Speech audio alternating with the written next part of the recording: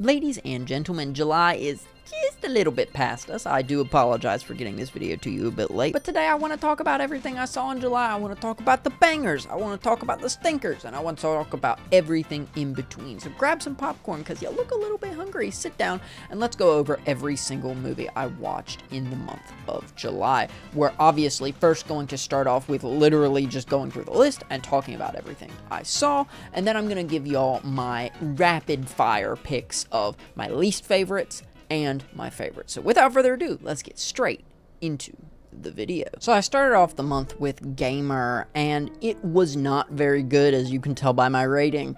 I did not like it very much. I'm going to talk about it a little bit more because it actually makes my top 5 least favorites of the month.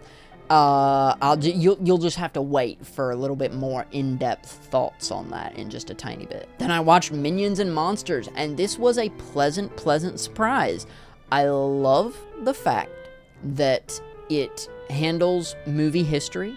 I love the fact that it pays homage to a lot of very old films, that it pays homage to the silent era. I like the fact that there's actually a story in the Minions movies for arguably, to me, like the first really good attempt. This is definitely my favorite story out of any of the Minions movies. It was just a great time at the theater overall. I highly enjoyed it. Then I watched No Other Choice, and I'm sure on a rewatch this would click a little bit more, but I just didn't care for it that much. I felt it difficult to get into and stay hooked into. There's enough to make you care about the story and about the characters in the story, but there was not enough to hook me into what he was doing as being right, if that makes sense. And I don't necessarily think that was the point, but I think I just need to give this a rewatch at some point. Then I watched Rango, and I'm going to be talking about this a lot in an upcoming video.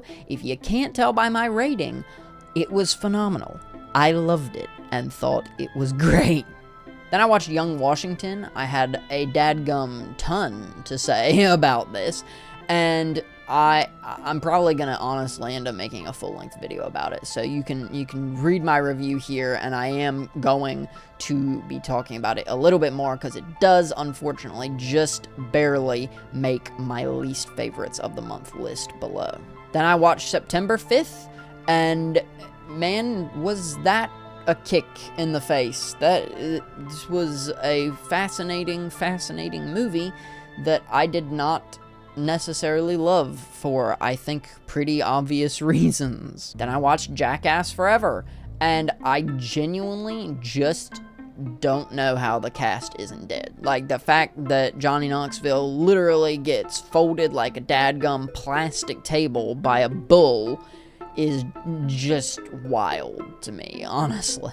Then I watched A Date with Markiplier just for fun, and it was good, and it was very funny, and I've never watched it before, so it was really funny, and a lot of the jokes landed. Then I watched Jaws for the first time, and I'm going to be talking about it more in just a minute or two when I talk about my favorites of the month, but this was great. It's a fantastic summer blockbuster. Then I saw Scream 7.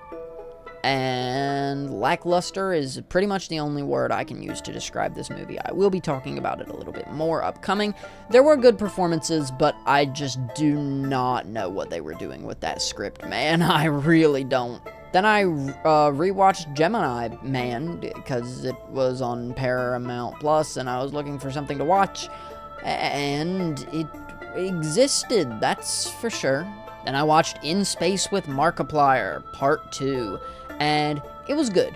It was enjoyable, and it was a fun time overall. It's free on YouTube, by the way, so if you haven't seen it, I definitely consider giving it a watch. It was really good, and a nice time overall. Then I watched The Legend of Juan Jose Mundo for my third premiere with the lone screen, and it was really good. It was really nice. It's a great little indie film. I had a fun time with it. I think it could have been a little better, but the director did say at the start, I want this to feel like a movie you found in the 80s, and honestly, I kind of do. I liked the style, I liked the sets, and it definitely felt like it came right out of the 80s. Then I saw Arrival, and my goodness, I'm going to be talking about this one a lot more in the upcoming Denis Villeneuve video I have. Then I saw the original Jackass, and the movie doesn't really hold a nostalgia factor for me, therefore I wasn't really that big of a fan of it, but some of the bits made me laugh really, really hard, and were admittedly extremely funny and fun to watch. Then I watched Evil Dead Burn, and it's a very, very mean-spirited movie, and I think I need to talk about it more in its own separate video, because I don't really think I can get into my problems of it here. You can obviously read my review over on the right-hand side of the screen, but there was a lot going on, and a lot of it didn't really work for me. Then I rewatched Weapons, and it was great. There's nothing I haven't said about Weapons before. It's really good, even on a rewatch. Even when you know what's coming, it still hits, and it's still fantastic. Then I rewatched Madagascar 2, Escape to Africa. I love this movie, man. It's great. It's so good every time. It might genuinely make it up to the 5-star rating next time. And straight up, it's just phenomenal writing to me. I really love it overall. Then I got to see The Odyssey in IMAX with my dad down in Orlando when we were at a convention, and that was fantastic. Really, really good. The Odyssey was fantastic. It was so enjoyable. Just 10 out of 10 performances overall. And I did make a standalone video on that, so if you want to go check that out, I think I made a pretty good review of it where I said some good things. Then, shock and awe, I saw The Odyssey again, this time in standard format, and I honestly think it hit even harder on a rewatch. It just lands, and it is a difficult movie to watch at times, but it's an incredible summer blockbuster, and truly, this summer has been some really, really great movies so far. Then I rewatched Obsession, and I have a lot of thoughts about it, obviously, and it obviously hit really hard and was very enjoyable, but it did look terrible on Peacock, I am not gonna lie. The dark scenes looked really, really bad, because they had to compress the video a lot. Then I saw Crystal Cross. This was yet another The Lone Screen premiere, and it was very good, but admittedly, I do think I had a hard time locking in and watching the movie because I actually fell in our garage right before this started, like literally 3 minutes before this started. So I was hurting pretty badly from that pretty much the entire time I was watching this. So I might need to rewatch it at some point whenever it comes out and is available to view freely, not through the lone screen. So very, very good. I'm really, really enjoying all the premieres from them so far. Then I rewatched Toy Story 5 with my mom on a trip, and that was really, really great. It was really enjoyable. I stand by the fact that Toy Story 5 is one of the better in the franchise, but still not fantastic, but a very good time overall still. Then I saw The Mist, and oh boy, I'm gonna need to talk about this one a little bit more extensively in its own dedicated video, most likely. Then I saw the original Texas Chainsaw, and it was fine. It was not great, but it also wasn't very bad. And it was, I think if you're going into it expecting classic horror, you're gonna be disappointed. I do think it kind of set the trend for horror movies going forward, and I don't know, this is probably one that also needs its own video. Then I watched Kick-Ass. It's a really, really fun subversion of the superhero genre. I liked it. It worked. A lot of the humor didn't land, but some of it did, and it was charming and fun overall. Then I watched Airplane. This was really good. This was really, really good. I'm going to talk about it more very shortly. Likewise, The Invite was very, very good, and I'm also going to talk about it more shortly because I do, in fact, have it in my top 5 favorite of the month. The ending just hits so incredibly hard. Then I watched Motor City, and dadgummit, I'm going to talk about it a little bit more upcoming. I can't believe this got made. It feels like it was made in a lab by yes men. It was very bad. It wastes Alan Ritchson as an actor. It commits to stinking doing this no dialogue bit, which I don't understand at all. It's just a very, very frustrating time, and I don't understand why it was made this way. Then I watched Dune Part 1, and Dune Part 1, very good. Dune Part 1, very enjoyable. Very good setup. Sets up Dune Part 2 phenomenally. I enjoy a lot. Then I watched Transformers 2, Revenge of the Fallen, and it was terrible. I'm going to talk about that more in an upcoming video and in just a tiny bit, so stay tuned for that. Then, and I'm going to be very, very careful saying this, I watched Fackham Hall. Very, very funny movie. Absolutely hilarious. Feels like it was ripped right out of the 80s in a good way, while also leaving some of the things from the 80s in the 80s. I like that. It was good. Very funny. Doesn't purely rely on the same type of joke over and over again, which I expected it to. Really, really enjoyable overall. And now I feel like I don't even have to see Downton Abbey anymore. Then I watched Oddity, and I had honestly no expectations going into this. I didn't expect bad things from it. I just didn't really expect anything from it. And it absolutely blew me out of the water. It was really, really good overall. Then I rewatched The Odyssey for a third time, and I catch more every viewing. It's just such a deep and impactful film. I know some people have said that the film lacks emotion. I don't see how you can watch the movie and think, you know what, that lacked emotion. Unless you're, like, tuned out of the movie, which I just don't understand. But really, really good, really fantastic overall. Then I finished out my month with Spider-Man Brand New Day, and it was a great time. Highly, highly enjoyable, and I am going to talk about it a little bit more in just a minute or two. Therefore, I'm going to save my thoughts for then. So now that we've kind of gone over the list of every single thing I saw, let's talk about first my least favorites of the month. Now, this month had some stinking crazy distance between the best and the worst, because my fifth least favorite movie from the month was Young Washington.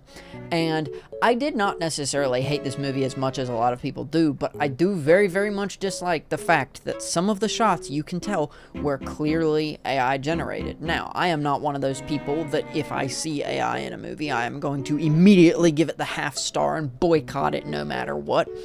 But the AI-generated shots just felt unnecessary in this. It's not even like they were using AI to visualize something that they could never do. It's like they used it very lazily, as if they didn't have the exact shot they wanted, and they were like, oh, okay, well, rather than spending the time or money to actually go and capture the shot and make it look real, it's just gonna look artificial and plasticky, and like a human didn't make it.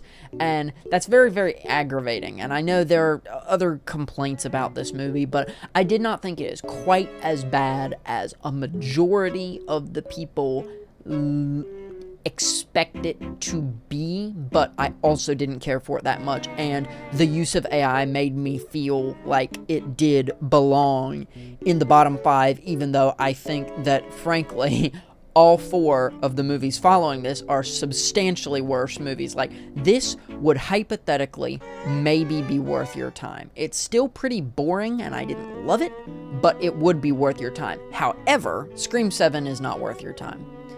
It's so lackluster the entire time. I was hoping, I was praying for some morsels, some tidbits of good among this. And man, there just wasn't. I was just let down time and time again, and mild spoilers for Scream 7. The reveal of the killer is so lackluster. Lackluster is the only word I can think of to describe this film. It definitely falls into my top 5 least favorites of the month, but it's not quite as bad as the 3 below this, believe it or not, because Transformers 2 Revenge of the Fallen is just unwatchable to me. I'm starting to think that hypothetically the Transformers franchise just isn't for me, and I'm gonna be talking about this more in an upcoming video. So stay tuned for that, because I still have to watch a couple more of these. I still have to get through a couple more of these before I can make that video. Gamer was another movie that feels very, very Michael Bay inspired. And I would like to clarify, I talk a lot of crap about Michael Bay. I talk a lot of smack about Michael Bay. I think at his heart of hearts, he's actually a pretty decent director. That is the conversation for that Transformers video. This was very simultaneously unwatchable and unenjoyable to me. I did not have a good time with it. I can forgive something looking visually not very good, but I just can't forgive all of the wrong that this movie does. I didn't have a good time with it at all. And the number one least favorite of the month was Motor City. I saw this with Brennan in theaters. We actually traveled to see it. We traveled to see something else that's actually in my top 5 favorites of the month. But we saw this as kind of a, you know, we're here anyways, let's throw this showing on. And 2 people walked out of our showing. And I wish that was me and Brendan. I'm not gonna lie. It's not even a serviceable action movie. I'm gonna probably talk more about it in an upcoming video on action as a genre. So do be sure to subscribe for that. But I didn't like it. And it was really boring. I'm gonna be honest. It was very boring the whole time. But with that out of the way, let's talk about my favorites from the month. And we actually have 2 movies that are first viewings that I loved the movie. I thought it was great, but I don't think quite made my top 5. And actually, now that I'm looking at the list, there's 3. So the first is, and I'm gonna say this real slowly, just to be careful, Fackham Hall. Very, very good, very funny comedy. It feels like a comedy from the 80s that was made nowadays. The writing is very, very sharp, and I'm actually going to reference that again in just a minute. And by in just a minute, I mean right now, because another honorable mention is Airplane from the 80s. Airplane and the movie I just mentioned, very, very close. Very, very similar styles of comedy, and it's basically just put out as many jokes per minute as you possibly can, and it lands a lot of them. Not all of them, but it lands a lot of them, and it's genuinely very funny. Very good time overall. And then finally, the last movie I have on my honorable mention list is Oddity. This is a Damian McCarthy horror film. I'm actually currently communicating with the editor of Oddity, so that is very, very cool because I met a friend of his at the South by Southwest Film Festival earlier this year. And that's very, very cool. I was watching it specifically to have something to talk about with the editor of it. And I watched it and I was like, this is really good. I want to rewatch this like immediately. It's very tonally dark. It's a very just literally dark movie. There's a lot of it takes place at night. Fantastic time. Really, really great. Good scares, but not extremely gory, which I love out of a horror movie. Just really enjoyable overall. But my goodness, it feels like I've stinking been talking for 10 minutes about my honorable mentions to the favorites. Let's talk about my actual favorites, which number 5 is The Invite. And I'm going to be making a video on this soon, so I'm not going to talk about it that much now. But The Invite, holy crud. That ending, oh my goodness. It was fantastic. Number 4 is Jaws. Got to see this for the first time. It's a great blockbuster. It's a great time. Really, really enjoyable overall. The old ship captain looks like Jay Schlatt, and I couldn't get that out of my head. And I thought about that anytime I saw him on screen. And he drinks like Jay Schlatt as well, so I couldn't unsee that. Number 3 is Spider-Man Brand New Day, and yes, I know, heresy. By technical definitions, I do think that Jaws is a better movie than Spider-Man Brand New Day, but I had a fantastic time with Spider-Man Brand New Day. We saw it in a packed theater. That is the first time I have seen it in truly a sold-out theater, and it was very, very cool to get to see that. It was a highly enjoyable film. Great twists, great turns, great action. I do wish there was a little bit more action, but the action that we got was so good that it almost feels nitpicky to say I would like more action out of this movie. Really, really great time overall. Definitely gonna be giving it a rewatch. Number 2 on my list is one I didn't expect in a million years to make it into my top 10, but that is Rango. And because I saw this movie, I'm genuinely gonna make a whole video on it. It was that good. It was phenomenal. It blew me out of the water. The story is a little bit basic at times, but the rule of cool is just so applicable with this movie. It's so awesome. It's so funny to me that this ends up being a better Gore Verbinski film, who's the guy that directed Pirates of the Caribbean and the 2013 Lone Ranger. It floors me that this is a better Western action movie than the Lone Ranger was. It's just, I loved it. I had a great time with it. And then, of course, my number 1 favorite of the month is The Odyssey. This was not a surprise at all to me. I love Christopher Nolan movies. I love the way the Odyssey was handled. I just loved the whole thing, start to finish. It was fantastic. I had a great time with it.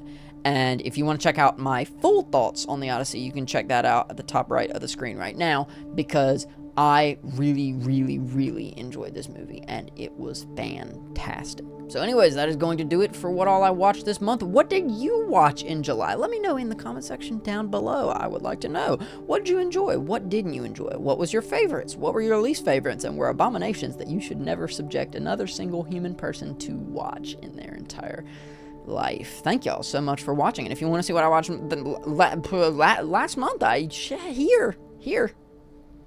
It's here.